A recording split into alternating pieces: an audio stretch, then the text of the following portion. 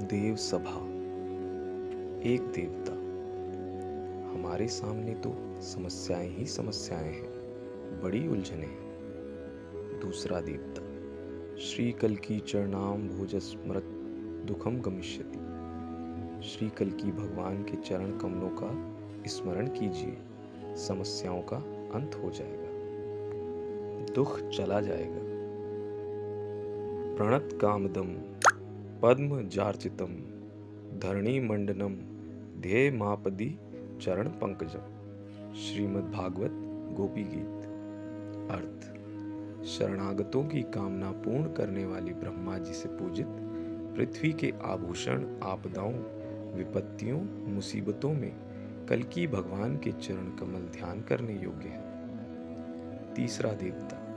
जानते हो, कल्की भगवान हम देवताओं को तथा हमारे और साथियों को भक्ति करने के लिए जन्म देंगे, इसलिए हम लोगों को अपने घरों में कल्की भगवान की पूजा प्रारंभ कर देनी चाहिए। चौथा देवता। हमें प्रत्येक को कम से कम 20 माला रोज करनी चाहिए। पांचवा देवता। हमारे घरों में नित्य भक्ति के ग्रंथों का पाठ व प्रवचन होना चाहिए। छठा देवता। तभी तो हमारे घरों में बड़े बड़े संस्कारी भक्त और तेजवान सतयुगी ऋषि महर्षि जन्म लेंगे और हमारे वंशों को उज्जवल करेंगे। सातवां देवता। बंधुओं, मैंने आज स्वप्न में भगवान कल्की का दिव्य रथ देखा। आठवां देवता। सुनाओ सुनाओ, क्या देखा है? हम तो कल्की भगवान के स्वप्न के संदेशों से ही जी रहे हैं। सातवां देवता। प्रिय दर्शन बंधुओं, बड़ी जान सी डालने वाली लीला देखी। आठवां देवता। सुनाओ प्रभु कल्की का चमत्कार, सभी सुनने को अधीर हो रहे हैं। सातवां देवता। मैं तो हक्का बक्का सा रह गया हूं, नशा सा हो गया है। रथ क्या था? विद्युत संघात पुंज के वर्ण रंग के जैसी आग बल रही हो। नवां देवता। अब तुम सुनाओ, सिसकाओ मत, फिर आगे। सातवां देवता। फिर तो आकाशवाणियां होने लगी। कोई मेघ गंभीर तेज प्रताप और ओजपूर्ण वाणी में गर्ज कर कह रहा है। पहला देवता। क्या कह रहा है? सातवां देवता। कि यह भगवान कल्की का दिव्य रथ है। 2 इसके नाम हैं, जैत्र और गारुणी। हजारों इसमें खंभ हैं, 1000 इसमें घोड़े जुतेंगे। मृत्यु लोक का प्राणी इसके पास खड़ा हो तो भस्म हो जाए। समस्त देवता आपस में एक दूसरे की तरफ आश्चर्य से देखते हुए। तब तो हमें बड़ी तैयारी करनी है, बड़ी तीव्र लगन से भजन करें, नहीं तो भस्म हो जाएंगे। दूसरा देवता। अनुभव मुझे भी हुआ।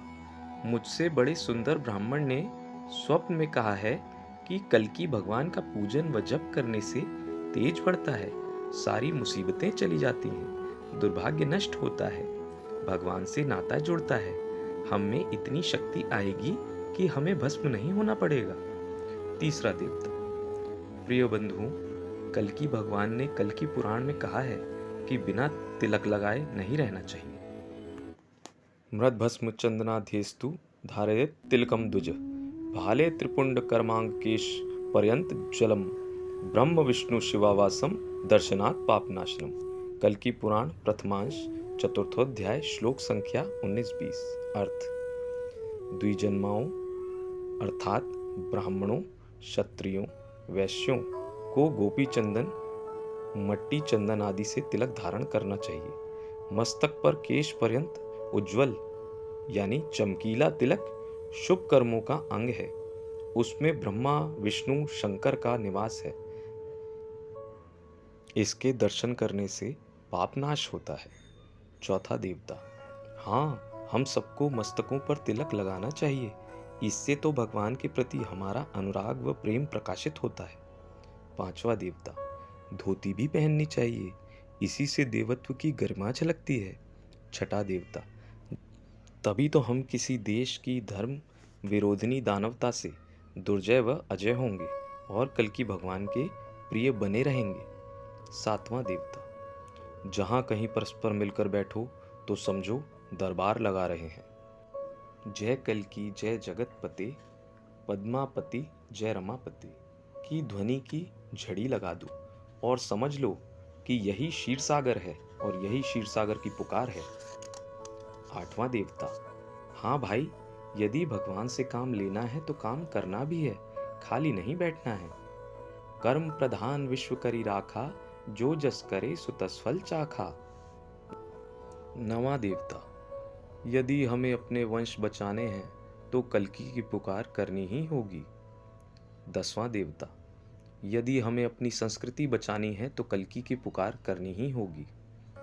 पहला देवता, यदि हमें अपने पूर्व पुरखाओं से संबंध रखना है तो भगवान कल्कि की पुकार करनी ही पड़ेगी। हमारी समस्त समस्याओं का अंत इसी में है कि हम श्री कल्कि भगवान की शरण लें और पुकार करें।